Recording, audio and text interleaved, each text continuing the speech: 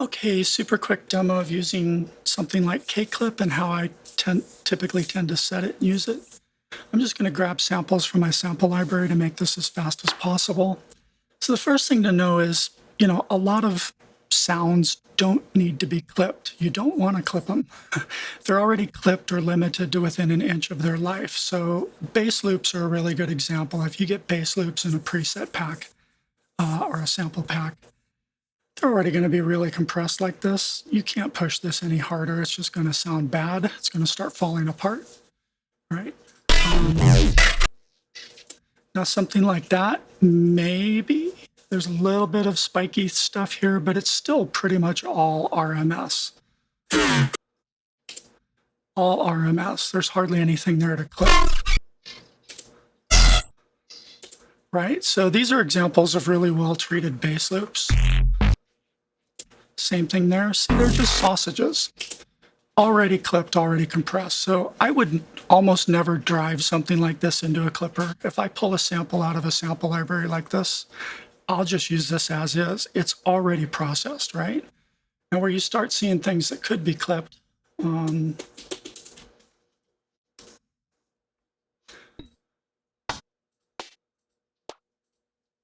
these aren't loops. Let's try that. All right, what's going on here? Oh, I see. I'm way down in that library. All right, something like that is still, if we normalize that, it's not all that peaky. So that one is kind of borderline. That's pretty good. Right, all these are pretty good. So a lot of loops you get are going to be already in pretty good shape. But let's look at, I found a few that are obvious candidates for clipping. So piano synth loop. The RMS is here, the peaks are way up here. That's a really good candidate for clipping. It's a bass line, but it's got a fair amount of crest factor for a bass loop, right? A lot of big spiky peaks. The RMS is really this section here. That's way above the RMS, so this is a good candidate. Definitely a good candidate. Not so much here, but I see a lot of variance happening over here, and it's possible, given that this is such a bright sound, that I can probably withstand a little bit of clipping and get this tightened up some more. Definitely could use clipping. Now that's an interesting one because it looks like it has these spiky peaks sitting up above the RMS, but not every sound can be clipped. I'm going to look at that and think that might get a little too spitty or a little too distorted when you start clipping those. That's going to be my guess. We'll find that out in a second. That's definitely a good candidate for clipping. Some of these peaks right here are much more crest factor than you need. Probably this could be tightened up. It might get a little too distorted if we clip it, but we'll see. Definitely could be clipped. Definitely. Probably, definitely, definitely, and so on. So let's just run through these real quick. And I mean, once you start using clippers, you get a feel for what can and can't be clipped.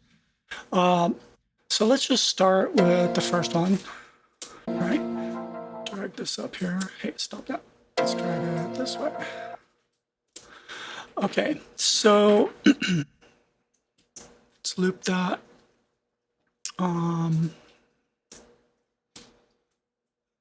I see. So the way I like to use KClip, this is really, really important. Right now, KClip is 0 latency and using practically no CPU because I'm using it in its lowest mode. Do it here. This online mode is very, very important. Early in a project, I always use 0 oversampling, non-oversampling. And so that's what this 1x mode is. Later, when I'm in actual final mixdown and mastering, I'll probably flip to 8 or 16 or even 32, but usually 8 or 16, and get a slightly cleaner amount of distortion and aliasing. by using oversampling. And I can do that with KClip because of this ceiling knob, which is a secondary clipper that's always not oversampled. See, it even says non-oversampled, and it's a hard clipper, right? So this is just like anything that slips through the oversampling from this first stage gets shaved off here. So it's very, very clean. So let's see what this sounds like. The way I use it is I always link the input and output, and I always drive up into 0. That's how I do it. You can use this threshold knob to pull the clipper ceiling or pull the clipper down into the signal, but I don't like to do that. I like to use these because of a trick I'm going to show you in a minute. And if you change it and then double click, it just always resets. And you'll notice they're linked. So if I drive the input up, it automatically drops the output by the same amount so that the loudness stays exactly the same. And that makes it much easier to find that threshold where you're clipping too much. Okay, that's going to be really important. So let's just do it on this one and see what happens. I'm going to focus on a place where we've got some actual spiky bits, and we'll just loop there.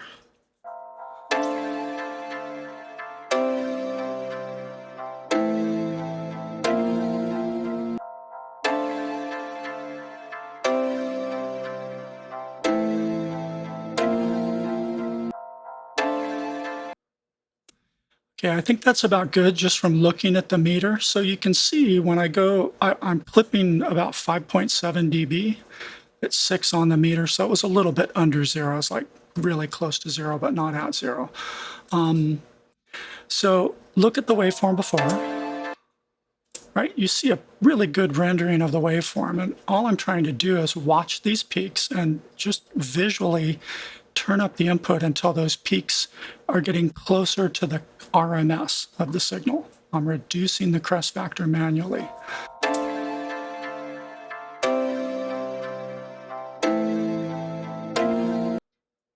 Right, so to me that still sounds the same, and we can check that by simply bypassing KClip on and off and listening to the before and the after with the clipping. If you hear a difference, then you might want to back off the clipping. If you don't hear a difference, the change is effectively transparent.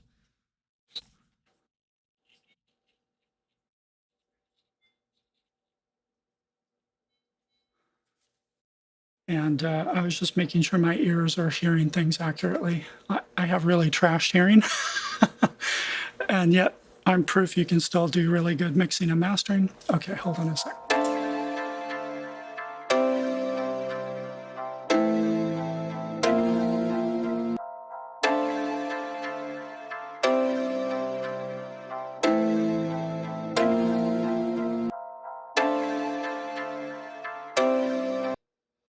Okay, there's like no difference, right?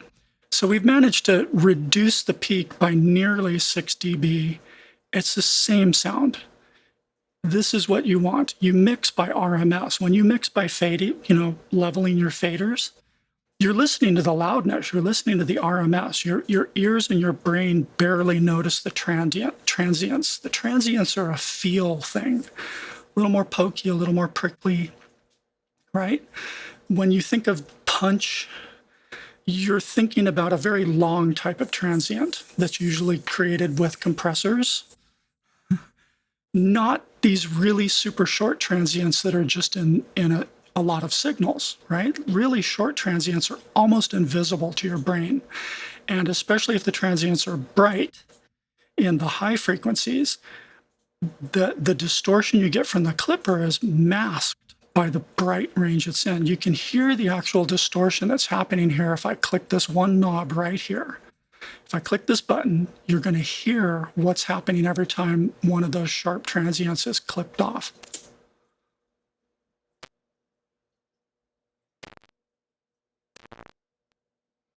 Hear that? It's just little tiny high spit, pink noise, white noise sounds, and they're completely masked by the brightness of the original sound.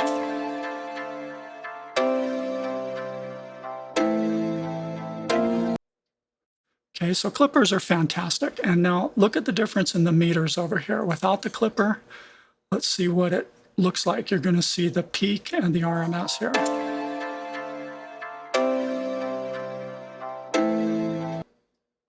So the RMS is the white lines right about where my cursor is, and the peak is way up there where the two little blue lines are holding.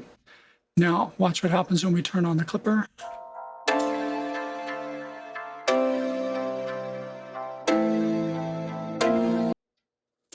Okay, so the peak was up here. Now it's down here. See, 6 dB, 5.7 dB.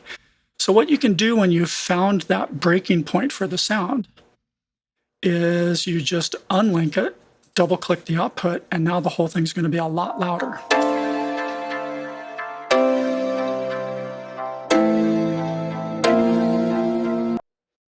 And yet it sounds exactly as clean as before. This is a transparent amount of quick and dirty limiting at 0 latency with no CPU. Look at that, like no CPU impact. These things are incredibly lightweight.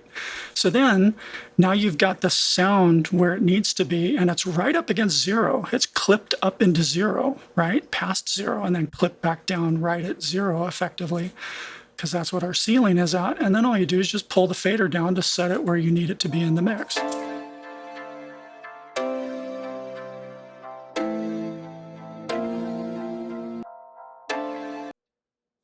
Okay, so that's the basic process. So let's just run through this on a few other ones, and I'll do a lot less talking. So I'm just going to double click to reset, link these back up again. Let's try a different waveform. A few different waveforms. We'll just blow through these now. Can't do it that way. All right, set our loop here.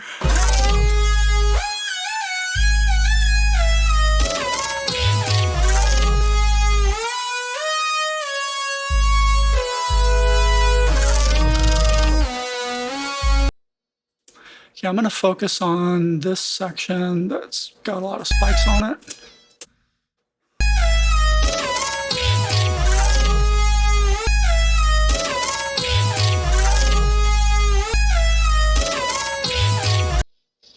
Okay, when I clip that far, you can hear that it's starting to sound dead and lifeless and squashed and over compressed, right? Listen to the difference between like right about here and then back closer to 0.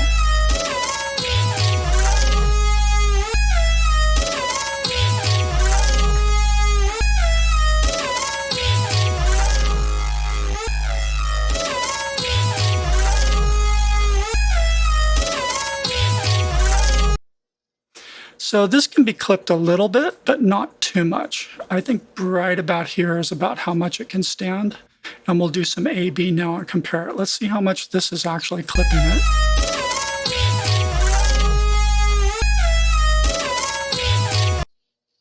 So we've recovered about 4.5 dB of headroom with this amount of clipping, right?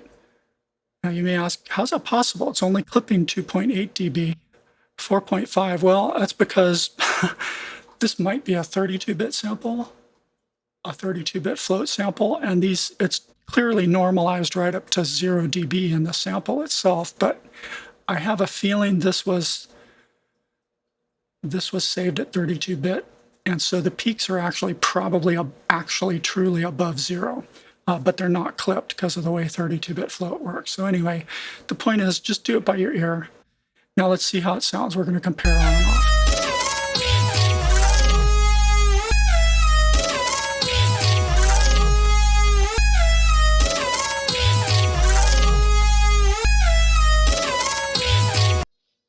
Sounds about the same to me. Let's check this section here.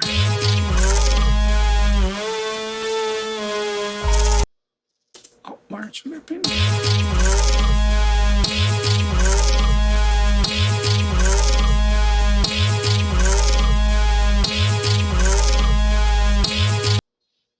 Right? It's about the same.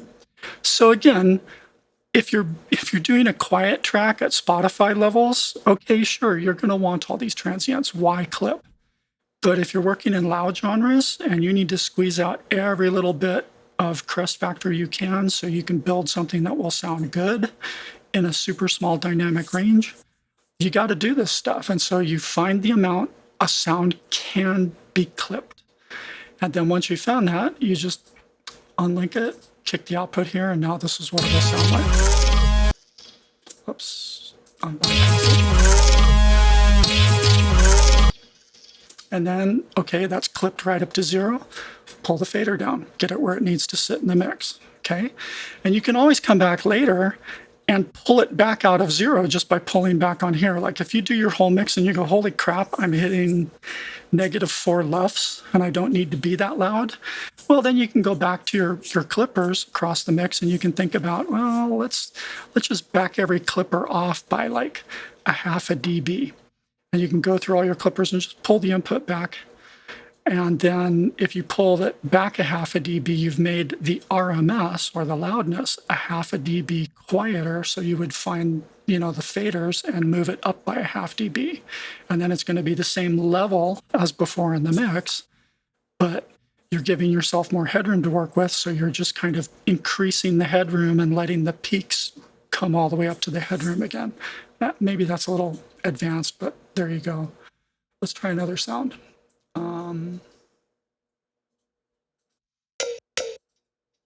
Okay, that's going to be an easy one.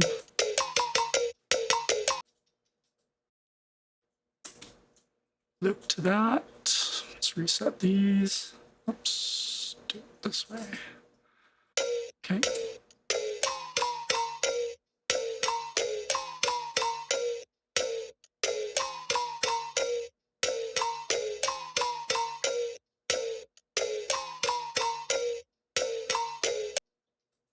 Okay, I think we can squeeze it as much as almost 10 dB of clipping. Let's see what it sounds like. And actually, let's do something. It's a pretty quiet sample. Let's normalize this first. No, that was normalized. Okay, one more time.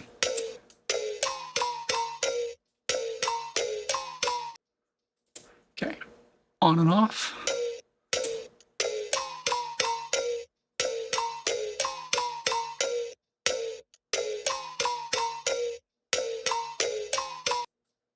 Could you hear any difference? I sure can't. Okay, so this is a ridiculously wasteful sample. If you're working in loud genres, you need to shave this crest factor way the hell down. And now this is at a good spot. So if I unlink it and click the output to 0 again, watch how loud this is.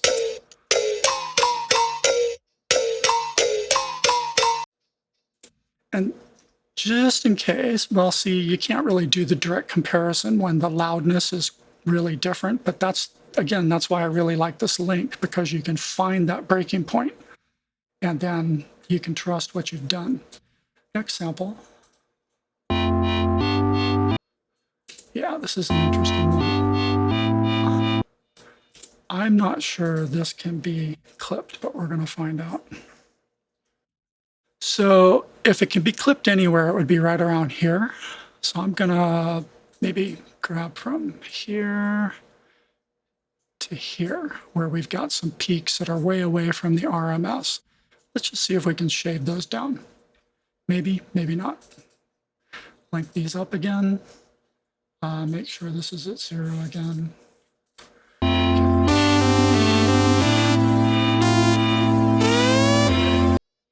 Oh God, that's terrible. Okay, well, let's see if we can clip it.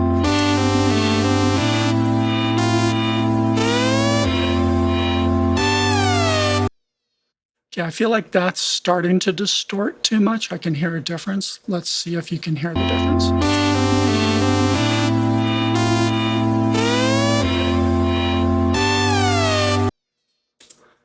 It's really this spot right about here. Oops, stop that. Let's do it. Let's focus on that.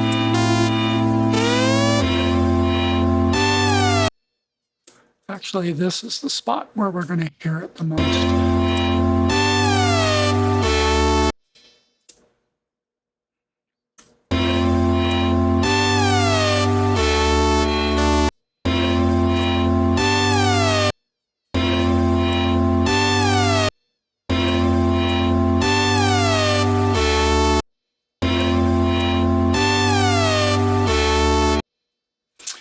So on this peak right here, I can hear the distortion creeping in a little bit, but let's see how much we're actually clipping it. Yeah, look at that. 5 dB of headroom, and you can barely hear the distortion. If you hadn't ever heard the before, this whole thing is so noisy and weird, you're not going to notice that clip, right? So sometimes you make these compromised judgment calls because this is just really fat, really heavy. There's a lot of RMS here, but there's a lot of wasteful crest factor. And if you can get this much back, you're going to be able to sit this in a loud mix a little bit easier, right? Because it's all about the RMS. So if this were a key component of the mix, a featured sound in the mix, I might not clip it this hard. I might not let it do that tiny bit of distortion I'm hearing on this. Here's how you can see what it's actually doing. So there's a meow right there, and it's adding a bit of crunch to that. So I can hear that crunch. But it's super light. It's still pretty masked by the whole thing. One more time.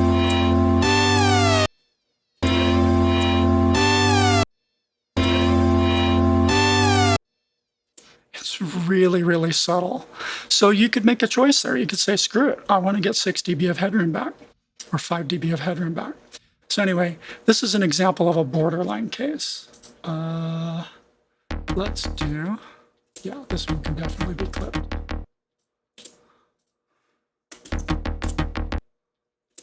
Let's get this back where it was.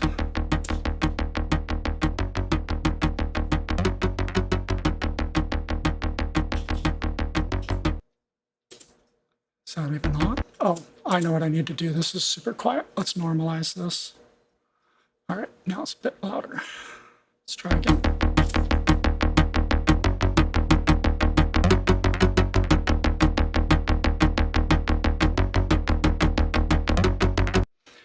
Okay, right about here, I'm starting to really notice that I'm losing the bite, that driving punchy bite of this thing. It's not really punchy, it's more bitey. Okay, so it's starting to get a little flat sounding. Let's back it off a little bit, let you hear the difference. See how there's more impact on every transient here, but we start losing that impact right around here.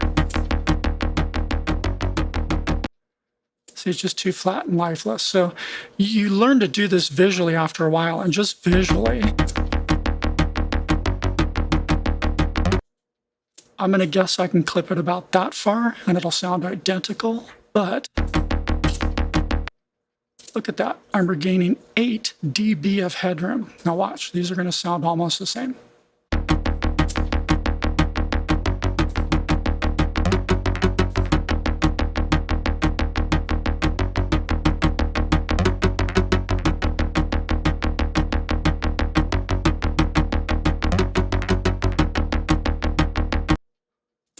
Okay, it's exactly the same. And look at how much headroom you save. So this will be a lot easier to fit into a loud mix. And again, all you do is unlink it, double click this, done. Now, I won't go any further because this is already coming up to 24 minutes. But let's talk about what you do during mix down, right? Because again, I'm doing all of this in a non-oversampled mode, but KClip is capable of oversampling for the first stage, but then the final stage here will completely clip anything that slips through the oversampling. And if you don't really understand why oversampled processes have peaks that go above the ceiling, that's a long story. Just trust me, they do. And so clippers like V-clip and standard clip that have oversampling, and people like them because they have good sounding oversampling. The problem is they don't have a secondary clipper. So they handle the oversampling by literally pulling down the output volume so that the oversampled peaks stay under whatever your ceiling is. So if I were to use standard clip, for example, to do clipping exactly like I've done here, what standard clip would have to do if it were oversampled is pull the signal down even further than this is doing, and it'll make it quieter. So you lose headroom with those types of clippers. KClip is the only one that lets you stay at a ceiling even when you're in an oversampled mode. Now, when I get to mixdown, I will go back, because in mixdown, latency is no longer an issue, and extra CPU usage is typically no longer an issue if you're managing your project well. So I'll typically walk back through all my instances of KClip that I have everywhere, on tracks, on buses, wherever they are. And my other videos talk about why you want to spread your clipping all over the project. I'm not going to do that here. But I'll go back through everyone and I'll set them to like probably 8x, maybe 16x if I feel like I have a lot of headroom. And what that does is it will add latency to every one of these, every one of them. If I switch this to 8x, it's about 1 millisecond of latency, and it'll start showing a value on Studio One CPU meter. This CPU is currently 0. If I switch this to 8x, it'll be 3 on this value. I don't know what that means, but the point is it's more CPU and it's more latency. So you don't want to do this early in the project. But I have clippers on my project template from the very beginning. If I open up my project template here, I'll just give you a brief glimpse of how many clippers I've got everywhere by default.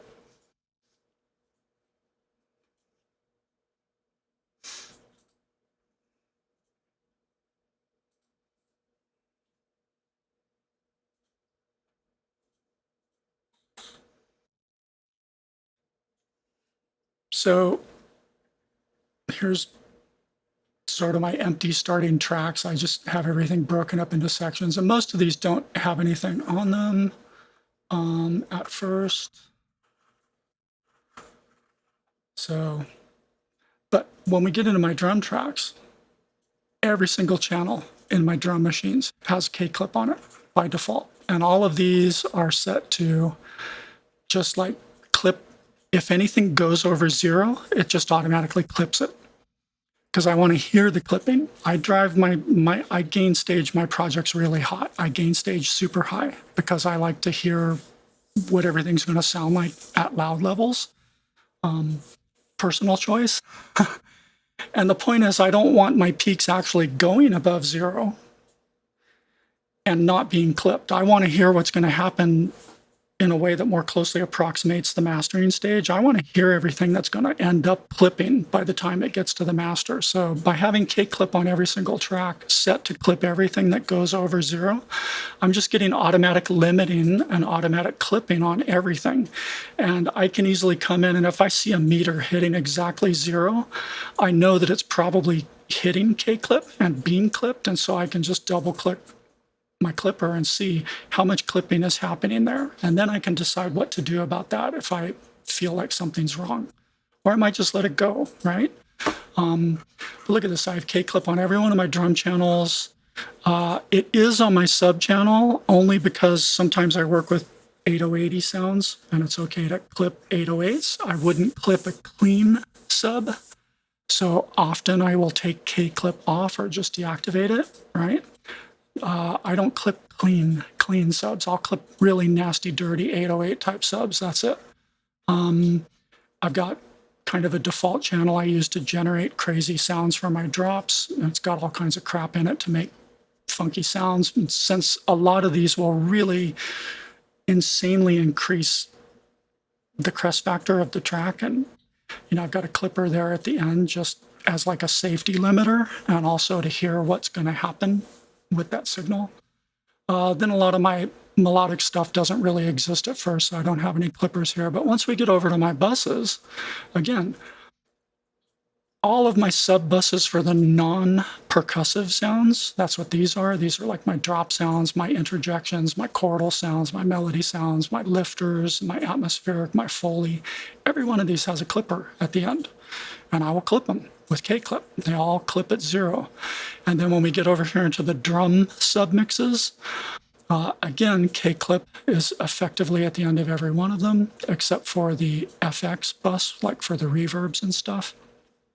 And then for my final buses, drums, subs, backing vocals, returns, again, KClip is on everything by default except for the subs, because I usually don't want to clip the sub bus, and I usually don't want to clip the returns, all the FX delays and reverbs and stuff. And then even on my final main bus, I don't actually do mastering in here. I do mastering in a different aspect of Studio One. So my mastering limiter isn't here, but my mastering compressor is. And again, I do a final round of clipping just in front of my mastering compressor. So, you know, when you run KClip in this mode that is 0 latency and 0 CPU, it's incredibly efficient. I mean, all over my project, you see these KClips, they all say 0 and 0 latency, super lightweight. I can run all these KClips no problem. Right? Look at the CPU meter. There's just nothing. And this template is loaded up with stuff. All these plugins are active and loaded, right?